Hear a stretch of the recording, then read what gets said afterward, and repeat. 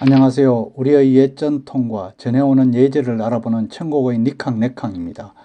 우리가 매년 기제사를 지내거나 명절에 차례를 지낼 때 가가예문이라고 해서 지금까지 해온 대로 그냥 무의식적으로 지내는 것이라 별로 신경을 안 쓰는데요. 그 중에서도 오늘은 제사 중간에 밥 위에 숟가락을 꽂는 이유와 그리고 숟가락 꽂는 방향, 그리고 숟가락에 밥을 3번 떠서 숭늉 그릇에 밥풀을 푸는 이유를 알아보고 마지막으로 음복을 하는 이유에 대해서도 한번 알아보고자 합니다. 아직까지 저희 채널의 구독자가 아니시라면 지금 바로 붉은색 구독 버튼을 꾹 눌러주시고요. 좋아요와 알람 설정도 눌러주시면 방송하는데 큰 힘이 됩니다.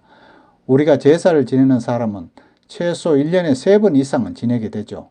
돌아가신 날 지내는 기제사를 비롯하여 추석과 설날에 지내는 차례에 이르기까지 말입니다.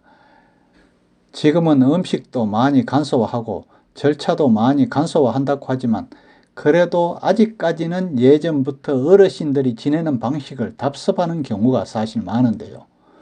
제사 중간에 밥 위에 숟가락을 꽂는데 그건 왜 그럴까요? 그리고 이때 숟가락을 꽂는 방향은 어떻게 될까요? 물론 남의 제사에 간섭하는 것은 잘못된 것이라 하지만 그래도 전통을 지키고 중요시한다면 이 정도는 알고 지키면 좋겠죠. 우리가 이러한 절차를 흔히 삽시정제라고 하잖아요. 첨작이 끝나면 주부가 그러니까 밥그릇 뚜껑을 열고 그 위에 숟가락을 꽂고 젓가락을 바르게 고쳐 놓는데요. 숟가락을 꽂는 것은 조상신이 밥을 드시라는 권유이며 상징이라고 한답니다. 이때 숟가락의 안쪽이 동쪽, 그러니까 오른쪽을 향하게 하는데요. 제사를 지내는 사람들이 보면 오른쪽을 향하게 하고 젓가락은 가지런히 하여 자루가 서쪽으로 가도록 시저 그릇 위에 걸친답니다. 지방에 따라 젓가락을 고른 뒤에 어적이나 육적 위에 가지런히 옮겨 놓기도 한다네요. 이때 손잡이 부분은 서쪽으로 향하게 하는데 동쪽이나 서쪽을 향하는 것은 음양의 원리에 따르기 때문이죠. 음양을 따지는 것은 기준을 무엇으로 잡느냐에 따라 음양이 달라지게 되죠.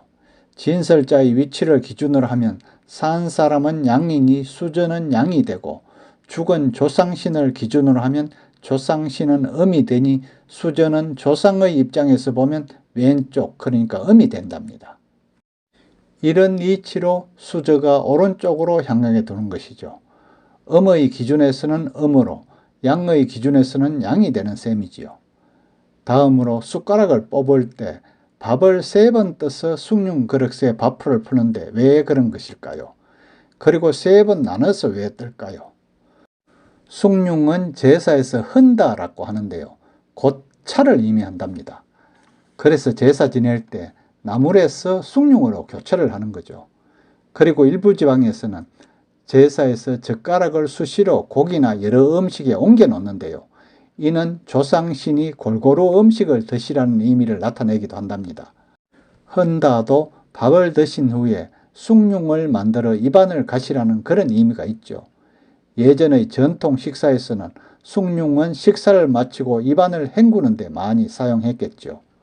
그리고 3번을 뜬다는 의미는 이 채널에서 여러 번 설명드린 적이 있지만 한 번 더 말씀드리자면 우리나라 사람에게 3이라는 숫자는 특별한 숫자입니다.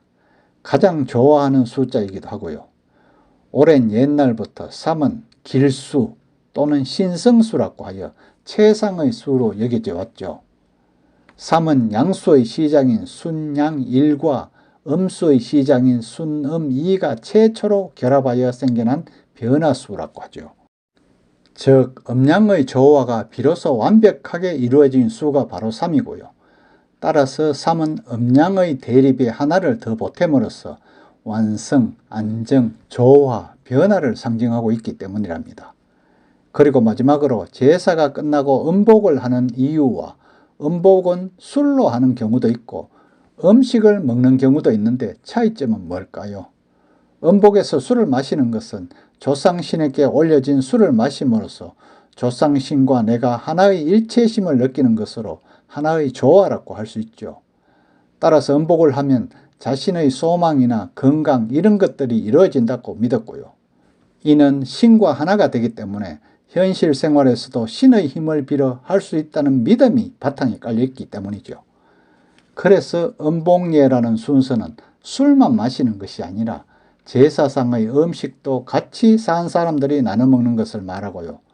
여기서 의미를 더 부여하자면 산 사람들의 제사에 대한 노고와 조상신에 대한 감사, 산 사람들끼리 더 넓게는 죽은 조상과 산 사람들 간의 조화와 융합을 상징한다고 생각하시면 됩니다.